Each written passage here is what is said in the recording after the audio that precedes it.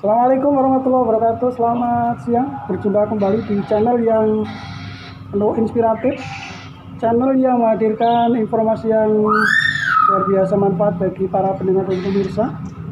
Tentu juga channel yang memberikan gambaran utuh tentang sosok seseorang, tentang kiat-kiat dan sebagainya.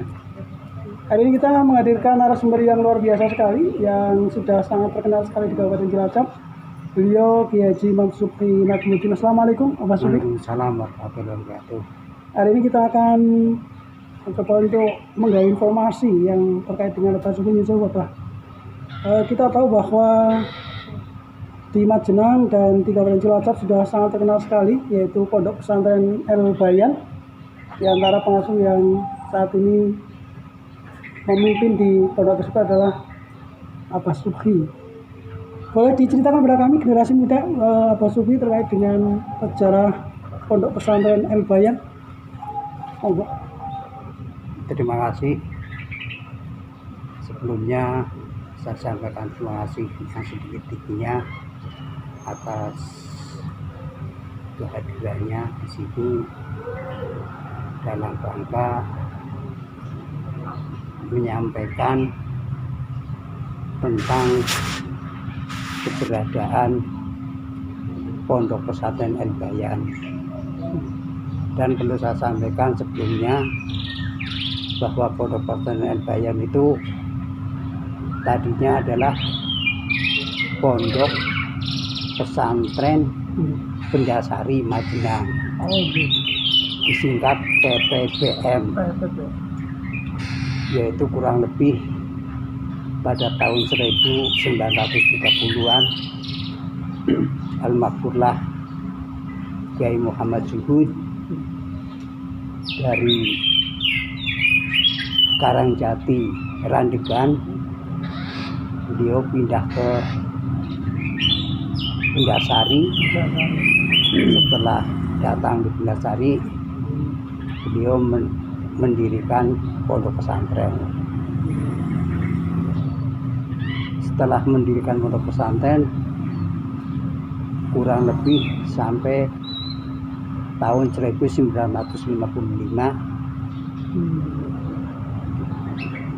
waktu itu beliau seda, terus digantikan oleh almarhumlah ayah saya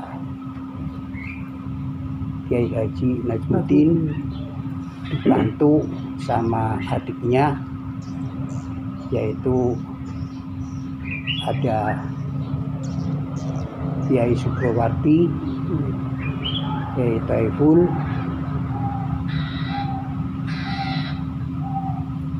sampai tahun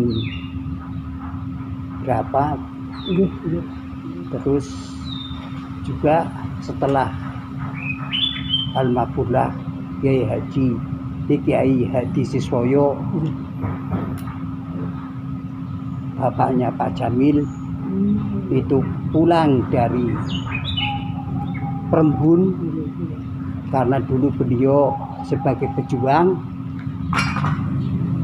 beliau di istilahnya duber-duber Belanda. Zaman dulu duber, terus beliau lari ke Perembun, kurang lebih tahun berapa beliau kembali lagi ke Benda, juga langsung bergabung mengasuh Pondok Pesantren Bendasari Majenang. Jadi awal mulanya itu bernama PPBM, Pondok Pesantren Bendasari Majenang, Iya.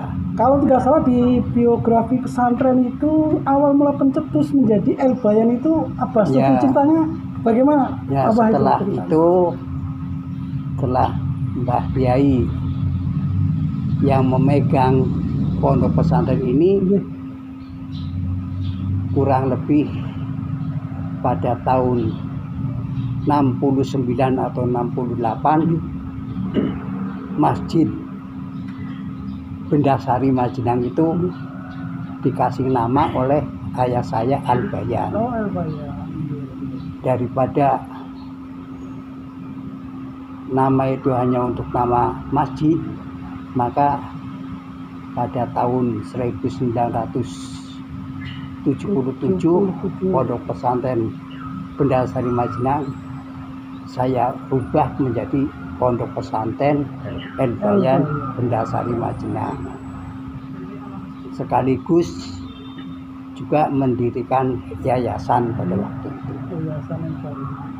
Dan dipimpin oleh ayah saya, yaitu kurang lebih 48 tahunan lah. Luar biasa. Waktu itu masih pendidikannya itu masih salafiyah atau istilahnya hanya agama saja. Waktu itu juga ada madrasah, kalau sekarang namanya madrasah diniyah, yang dipimpin oleh Al-Mukarram Ki Haji Abdus Syakur, yaitu Madrasah Miftahul Huda sekitar 20 tahun. Terus waktu itu berhenti karena ya masalah politik, maka berhenti. Terus saya lanjutkan, saya juga mendirikan langsung madrasah diniyah. Pada waktu itu madrasah diniyah, tapi sudah saya campuri dengan pendidikan umum. Artinya berarti ada kolaborasi, ada pemasukan yang bersifat formal terhadap dunia pendidikan pesantren, ya Bang? Ya. Dan Abah Suki selaku pencetus merger antara dunia pesantren dan pendidikan formal, ya. Terus akhir-akhir ini, pada waktu itu madrasah namanya juga sanawiyah, tapi belum terdaftar. Jadi kurikulumnya juga masih kurikulum lokal. Nah, dengan adanya masyarakat yang mempunyai minat ingin mempunyai anak, juga ingin mempunyai ijazah dan sebagainya, waktu itu saya langsung mendirikan madrasah sanawiyah kurang lebih pada tahun 1987. Itu saya dirikan madrasah formal, sebab waktu itu masih ada anggapan kalau hanya sekolah diniyah atau hanya yang tidak ijazahnya, nanti kalau keluar dari situ tidak bisa meneruskan ke jenjang yang lainnya, formal. Dan alhamdulillah waktu itu juga saya dirikan madrasah sanawiyah. Terus nggak tahun berapa lagi, terus juga saya dirikan madrasah aliyah tahun 89, sekitar tahun 1989. Jadi kenapa saya mendirikan madrasah formal dan madrasah diniyah ini adalah tidak bukan adalah untuk memajukan agama kita, yaitu agama Islam.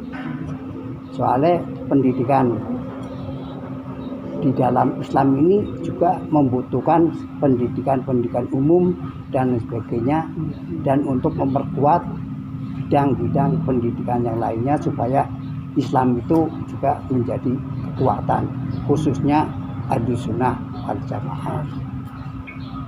Sungguh luar biasa sekali secara pesantren El Bayan, merger pesantren dan pendidikan formal dengan misi beliau yang luar biasa sekali untuk memandang masa depan, sehingga para santri tidak cukup dengan pendidikan formal pesantren, tetapi juga digabungkan dengan pendidikan formal.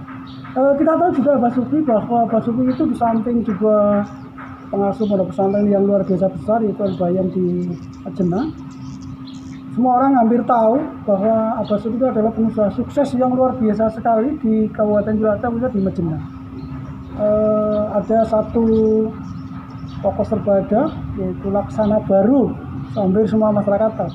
Latar belakang Abah selaku pendiri pesantren, kemudian pengasuh pesantren, kok terjun di bisnis, Bah? Ini latar belakang Laksana Baru, nama Laksana Baru diambil, inspirasinya dari apa? Monggo ceritakan ke kami supaya kami juga terinspirasi, Pak.